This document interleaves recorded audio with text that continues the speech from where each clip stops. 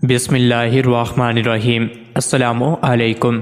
روزانہ واقعات سننے کے لیے اس چینل کو سبسکرائب کریں۔ کاندھلہ میں ایک مرتبہ ایک زمین کا ٹکڑا تھا، اس پر جھگڑا چل پڑا۔ مسلمان کہتے تھے کہ یہ ہمارا ہے، ہندو کہتے تھے کہ یہ ہمارا ہے۔ چنانچہ یہ مقدمہ بن گیا، انگریز کی عدالت میں پہنچا۔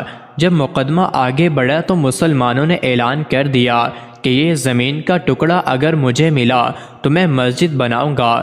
ہندوؤں نے جب سنا تو انہوں نے ضد میں کہہ دیا کہ یہ ٹکڑا اگر ہمیں ملا ہم اس پر مندر بنائیں گے۔ اب بات دو انسانوں کی انفرادی تھی، لیکن اس میں رنگ اجتماعی بن گیا، حتیٰ کہ ادھر مسلمان جمع ہو گئے اور ادھر ہندو اکٹھے ہو گئے، اور مقدمہ ایک خاص نوعیت کا بن گیا۔ اب سارے شہر میں قتل و غارت ہو سکتی تھی، خون خرابہ ہو سکتا تھا، تو لوگ بھی بڑے حیران تھے کہ نتیجہ کیا نکلے گا۔ انگریز جج تھا، وہ بھی پریشان تھا کہ اس میں کوئی صلح صفائی کا پہلو نکالے، ایسا نہ ہو کہ آگ اگر جل گئی تو اس کا بجھانا مشکل ہو جائے۔ جج نے مقدمہ سننے کے بجائے ایک تجویز پیش کی کہ کیا کوئی ایسی صورت ہے کہ آپ لوگ آپس میں بات چیت کے ذریعے مسئلے کا حل نکال لیں۔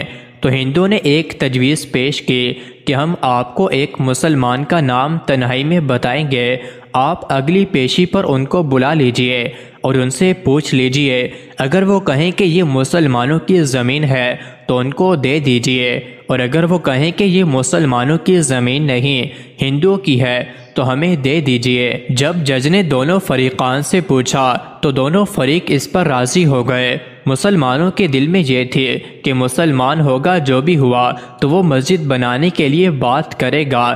چنانچہ انگریز نے فیصلہ دے دیا اور مہینہ یا چند دنوں کی تاریخ دے دی کہ بھائی اس دن آنا اور میں اس بڈھے کو بھی بلوا لوں گا۔ اب جب مسلمان باہر نکلے تو بڑی خوشیاں منا رہے تھے، سب کو ڈرا رہے تھے، نعرے لگا رہے تھے۔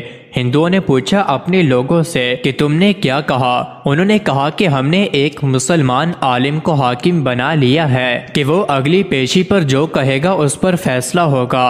اب ہندو کے دل مرجھا گئے اور مسلمان خوشیوں سے پھولے نہیں سماتے تھے، لیکن انتظار میں تھے کہ اگلی پیشی میں کیا ہوتا ہے۔ چنانچہ ہندوؤں نے مفتی الہی بخش کاندھلوی رحمۃ اللہ علیہ کا نام بتایا، جو شاہ عبد العزیز رحمۃ اللہ علیہ کے شاگردوں میں سے تھے، اور اللہ نے ان کو سچی زندگی عطا فرمائی تھی۔ مسلمانوں نے دیکھا کہ مفتی صاحب تشریف لائے ہیں تو وہ سوچنے لگے کہ مفتی صاحب تو مسجد کی ضرور بات کریں گے۔ چنانچہ جب انگریز نے پوچھا کہ بتائیں مفتی صاحب یہ زمین کا ٹکڑا کس کی ملکیت ہے، ان کو چونکہ حقیقت حال کا پتہ تھا، انہوں نے جواب دیا کہ یہ زمین کا ٹکڑا تو ہندوؤں کا ہے۔ اب جب انہوں نے کہا کہ یہ ہندوؤں کا ہے تو انگریز نے اگلی بات پوچھی کہ کیا اب ہندو لوگ اس کے اوپر مندر تعمیر کر سکتے ہیں؟ مفتی صاحب نے فرمایا جب ملکیت ان کی ہے تو وہ جو چاہیں کریں، چاہیں گھر بنائیں یا مندر بنائیں، یہ ان کا اختیار ہے۔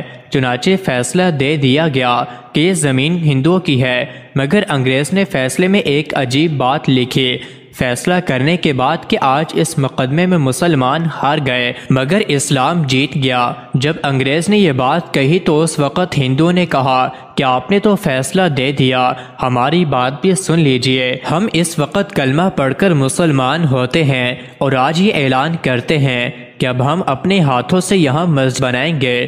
تو عقل کہہ رہی تھی کہ جھوٹ بول کر مسجد بنے گی، مگر حضرت مفتی صاحب نے سچ بولا اور سچ کا بول بالا کیا۔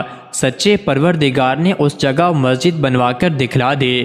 کئی مرتبہ نظر آتا ہے کہ جھوٹ بولنا آسان راستہ ہے، جھوٹ بولنا آسان راستہ نہیں ہے، یہ کانٹوں بھرا راستہ ہوا کرتا ہے۔ جھوٹ سے اللہ تعالیٰ نفرت کرتا ہے، انسان نفرت کرتے ہیں، انسان اعتماد کھو بیٹھتا ہے۔